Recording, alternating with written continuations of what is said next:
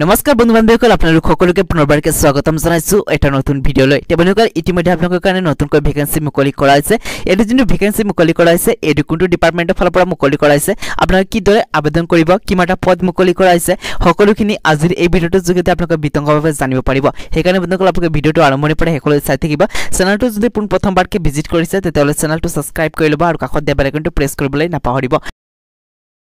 তো সাবনকৰ এটো যিটো পদ মুকলি কৰা হৈছে এটো পদ মুকলি কৰা হৈছে তেজপুৰ ইউনিভাৰ্চিটি ফালৰ পৰা যত নেকি আপোনালোকৰ নন টিচিং ৰিক্ৰুটমেন্ট মুকলি কৰা হৈছে পদ ইয়াতে আপোনালোকৰ টেষ্ট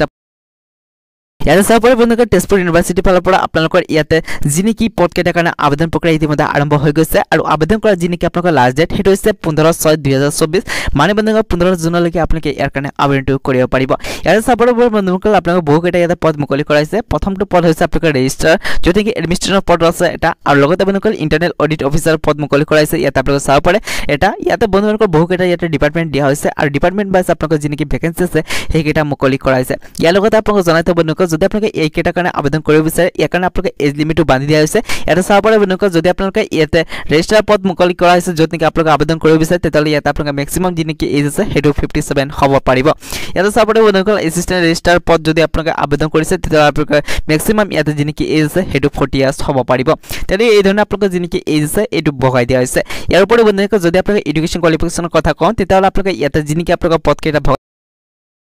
আপোনালোকে আমাৰ যিনি কি প্ৰথমটো পদ আছে হেতু হৈছে আপোনালোকৰ ৰেজিষ্ট্ৰাৰ পদ যত নেকি আপোনালোকে যদি আবেদন কৰিব বিচাৰে তেতিয়াহ'লে আপোনালোকে ইয়াতে মাষ্টাৰ ডিগ্ৰী কৰা হ'ব লাগিব আৰু মাষ্টাৰ ডিগ্ৰীত আপোনালোকে 55% কেৰি কৰা হ'ব লাগিব তেতিয়া আপোনালোকে এই পদটোৰ কাৰণে আবেদন কৰিব পাৰিব লগতে আপোনালোকে জনাই দিব বন্ধু বান্ধৱীসকল যদি আপোনালোকে ইয়াতে ইন্টাৰনেল অডিট অফিচাৰৰ কাৰণে আবেদন কৰিব বিচাৰে তেতিয়াহ'লে আপোনালোকে আবেদনটো কৰিব পাৰিব কিন্তু বন্ধুসকল ইয়াতে আপোনালোকৰ যোগ্যতাৰ প্ৰয়োজন হ'ব লগতে বন্ধুসকল যদি আপোনালোকে ইয়াতে সিম্পলি ডিগ্ৰী কৰিছে তেতিয়াহ'লে কিন্তু আপোনালোকে আবেদন কৰিব পাৰিব যেনেকৈ ইয়াতে চাবলৈ এছিষ্টেণ্টৰ পদ মুকলি কৰা হৈছে যত নেকি আপোনালোকে ইয়াতে সিম্পলি যদি আপোনালোকে বেচেলাৰ ডিগ্ৰী কৰিছে তেতিয়াহ'লে আপোনালোকে ইয়াৰ কাৰণে আবেদন কৰিব পাৰিব লগতে বন্ধুসকল আপোনালোকে জনাই থওঁ যদি আপোনালোকৰ টাইপিং আছে বা কম্পিউটাৰ যদি আপোনালোকে শিকি ৰাখিছে তেতিয়া আপোনালোকে এই পদ কেইটাৰ কাৰণে আবেদন কৰিব পাৰিব আৰু বন্ধুসকল বহু কেইটা আপোনালোকে যেহেতু পদ মুকলি কৰা হৈছে আপোনালোকৰ তেজপুৰ ইউনিভাৰ্চিটিৰ ফালৰ পৰা যদি আপোনালোকে এই পদ কেইটাৰ কাৰণে আবেদন কৰিব বিচাৰে নিশ্চয়কৈ আবেদনটো কৰিব পাৰিব এডভাৰটাইজমেন্টটো লিংক